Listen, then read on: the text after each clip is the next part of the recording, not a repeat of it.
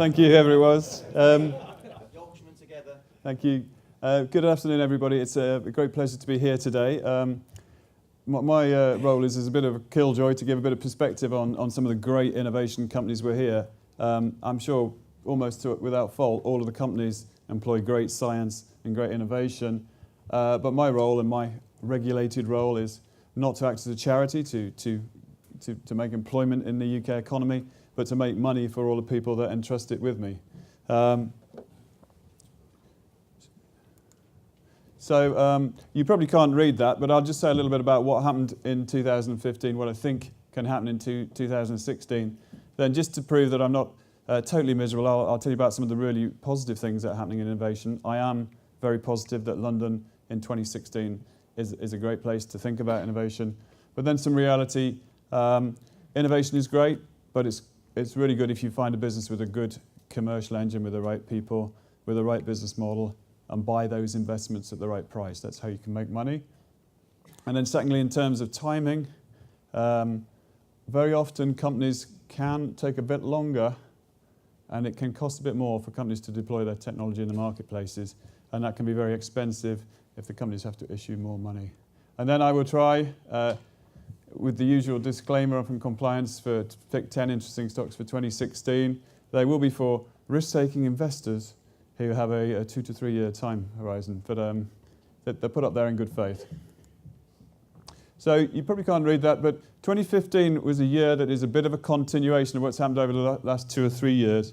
In the UK market, some of the long-term investors, the life insurance and pension funds, to some extent, I see continuing to exit some of the very small investments. And for very small, I would say companies under a couple hundred million, where in fact most of the companies here are. So as Mr. Woodford would say, there's becoming a bit of a shortage of patient capital from life companies and pension funds, partially regulatory, but over the last 20 years, life companies and pension funds have gone from 40% of the UK market to less than 10%. And they've been replaced to some extent. More than 50% of the UK stock market is owned by overseas investors. And you know, if you're sitting in, half of those are American, of course. If you're sitting in America, Los Angeles, it's quite difficult to start micromanaging a company at 50 million market cap. So we've probably seen perhaps less interest in the smaller businesses. And that was borne out by last year, companies under 100 million. If you take out the oil stocks, which obviously were difficult, the median stock was down more than 10%, and that's the third year in a row that they've been down. And it's not all miserable, though. There are some specialist funds that have been launched. We've seen Mr. Woodford raised about 800 million, has invested particularly in the biotech and medtech space. I think Lion Trust and some other fund managers will launch in the microcap space. And there's good reason for that, because with this continuous diminution of interest,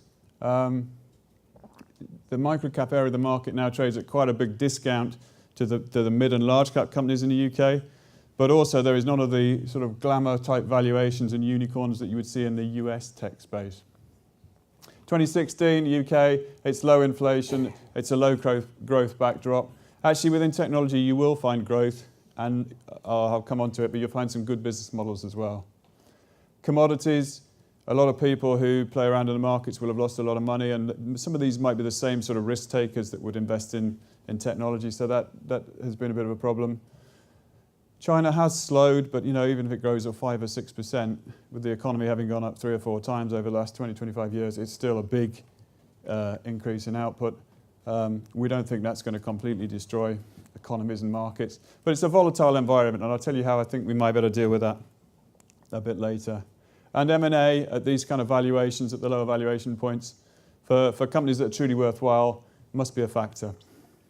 London, within 100 miles of here, there's 4 of the world's top research universities, £2.3 billion spent. 2016, just like every year that passes, medical science and things like that mean that we will live longer. You will have better lives, you know, certainly materially, maybe not spiritually. And innovation is just getting faster and faster. So some of the things that are happening, I've said that innovation isn't everything, but just that there are definitely things going on. This here is Moore's law. Every 18 months, the power of computers sort of doubles. And this has meant that a computer that would have filled the room in 1963 would now, the processing power would sit on a $25 smartphone. So there's massive trends at play, and these will continue. This is about the cost of genome sequencing. It costs hundreds of millions of dollars as recently as 2000 when I did the first one. This will be going single-digit dollars to sequence genomes. When they do that, we will understand disease mechanisms better. You will be able to have personalized medicine where they take your cells and they test them against a cocktail of different drugs and get better therapies. Also, I would imagine within medicine, we will see increased early diagnosis as a way of treatment regimes. I think Angle PLC are here today, and one of their technologies for spotting, I think, circulating blood cells. And if you catch cancer, if you detect it and diagnose it early, you can have a fourfold improvement in treatment. Internet of Things. 10 years ago, they told us that your fridge was going to order from Sainsbury's for you. And this was kind of, Internet of Things was a buzzword looking for a solution. This is the best they could do. This year, though, in reality, smart meters will be rolled out in the UK. That's the theory. It might be late. Of course, these things usually are. But this is a real deployment whereby the meter will report back every sort of 30 seconds or something like that to a central platform. And the hope in all of this, of course, is that you will have less power stations, and then that will save money for the economy. You'll get dynamic pricing, and there can be real benefits from that. Street lights, again, it might take a little time, but you'll be able to have dynamically switch on and off the 5 million street lights in the UK. Philips have got a solution that they're peddling around the market at the minute. Home care, your aged relatives, they will be able to go home from hospital where it can be a threatening and in some cases dangerous to them RSA type environment. And if you can monitor them effectively, then you can save money. In the US, it costs $3,000 a day to keep people in the hospital bed. If it's in ICU, intensive care unit, then it's about $20,000. There's a money-saving technology. In mobile, Moore's law does help us get better phones, but in recent years, people like Apple have been a bit disappointing. I think all of that extra processing power is going into providing the same functionality cheaper. But that can be important in emerging markets. The bottom billion people, they get a mobile phone, a smartphone these days, before they would have a PC, a bank account, or even a TV sometimes. So Moore's law is continuing. Artificial intelligence. 2 years ago, they said it would be at least 10 years before computers would beat humans at Go. Computers would beat humans at chess, and in certain quiz shows in the US, I think something called Jeopardy. This is a real landmark. They said 2 years ago it'd take 10 years. They've just done that in recent months. So this moves to the point where the computer will have the processing power of a human brain. The technology is really exciting. London's a good place to be in 2016. But innovation in itself is not enough. So if you have great innovation, can it become a compelling product? We know that people like Apple did that, but Sony did it with the Betamax, and that didn't work. And even if you have a product that sells, does it have a business model that can make money? And then, if you have all of that, does the stock market know about it? Are you buying the company at the right price? If you do all of those, then you should make really good money. I'm having trouble with the technology. There we go. And just by way of evidence, this graph, you probably can't see it, 1986 to 1996, when the PC was deployed, perhaps one of the great sort of advances in technology of the last century. This one's Microsoft. This is a log scale. That's up about, 20 times.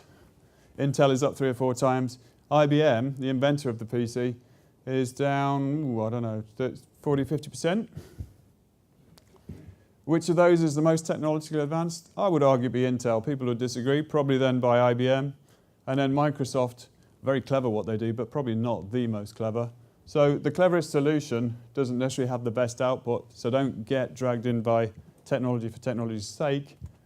And then another point I would make is Microsoft, when it floated, I went back and looked at the prospectus, it actually had 3 years where it had progressive revenue and profits growth. So you didn't have to take a bet on 2 men in a garage inventing a piece of software. They'd already demonstrated they could sell and grow. So not necessarily the best technology wins. So also timing is important. We tend to overestimate the effect of technology in the short run, but underestimate in the long run. So if you think about the internet, I remember it well in 2000, I was running a technology fund. There were fantastic projections about what might happen, and then the market, of course, disappointed. The NASDAQ market collapsed. But actually, if we look at what is happening with iPads and tablets and Wi-Fi now, perhaps, if anything, it's done everything that it said it would 15 years ago. And I use the Gartner hype cycle as kind of evidence of that kind of model. So this is the visibility or the expectations of a technology, and this is time. Initially, everybody thinks it's really easy to deploy a new technology, so they project it forward. And of course, share prices discount expectations of what a company might do. So, to some extent, this can be a metaphor for share prices. So a new technology, people get overexcited. And when it comes to the actual reality of building a technology and building a company around it, we get disappointment.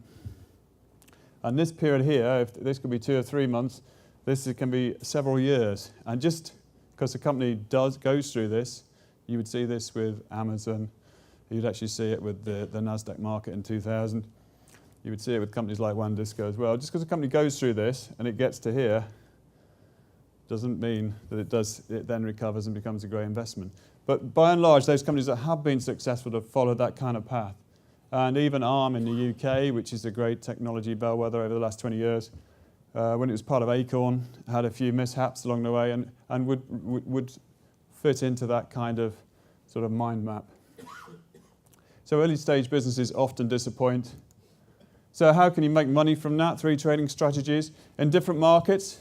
This one is a bit like the unicorns of the US. People will pay billions of dollars for companies with no revenue.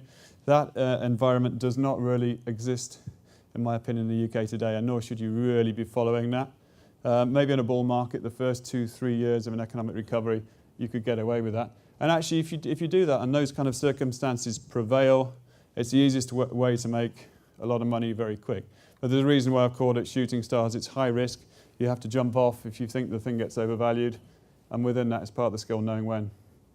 When they're disappointed, you can find that actually a company has got interesting technology, its valuation has come back a long way, and yet you can buy it for a much more attractive price. Now, not all of the companies that disappoint can become this, but with the downturn in markets in the UK, there are quite a lot of examples, some of which are here today, where I think you can buy companies with very limited downside and pretty exciting upside. So bad stock markets are not always an enemy. Sometimes they can deliver interesting businesses at very cheap prices. And then finally, if we get the long-term scenario where a company starts to deliver the business model and the potential that it said it would, if you buy the ones with the good business models, you get constant compounders. And companies like Rotork, although they're in a difficulty with the oil price today, have been great growth stocks for 15, 20 years. What would the right price be to have bought that 20 years ago? Well, it would be 200 times earnings or something like that, because when you get a good situation that can grow because it has defensible market positions, they really compound earnings and create shareholder value. So I promised I would try and fit some stocks into this. So we have none of the shooting stars because I don't think the market really lends itself to that. Although 2 stocks I would just point out. There's a lady called Vin Maria who has been involved with Computer Software Group and Keywell and Advanced Computer. I hear she may be back sometime this year, and she's a lady to follow. So if you see that one, that could be interesting. There's a stock called Blue Prism, which is very much in the hype cycle kind of model. It's sort of software robotics, but that would have to be cheap, 2 to 3 times sales, and then that might be interesting. And then we have a number of companies that I think look cheap, some of which are here today, some of which are topical. The blue ones are stocks I had last year on my list, and the green ones are new ones. And we start with Internet Q, somewhat topical because they've said that a bid has come in. I put it on here because I had the stock on last year, and actually it's gone down a long way over the last year. Since last year from £3, it got hit as low as 50p. They've announced sort of 20 minutes ago that a bid may come in. My reason for putting it in there, I had no rational expectation for why it had gone down as much as it had, and my understanding were that the accounts were valid. Roslin Data, is a new one. They're here today, I think. I think that's right. Very interesting situation. It's early stage, but by June or July we should know whether that's profitable, and the order book is going well. They made very good progress. And then it should be, it's very highly recurrent revenue. It's very early stage. It's in spend analytics, interesting area. Not at all expensively priced. TP Group used to be called Korak, but it's changed the technology it's trying to deploy. They're here today. Directors are buying shares yesterday, so please have a look at that one. Quantum Pharma are here today. The business made great progress in the last year in terms of going from 30 drugs that they're trying to progress in their sort of, it's like a Shire pharmaceutical type model, specialist pharma. They've gone from 30 to 70, but there have been some delays in implementation, so the shares are down. I think that looks very interesting. They're shipping on 5, but hopefully we'll see progress in the next year.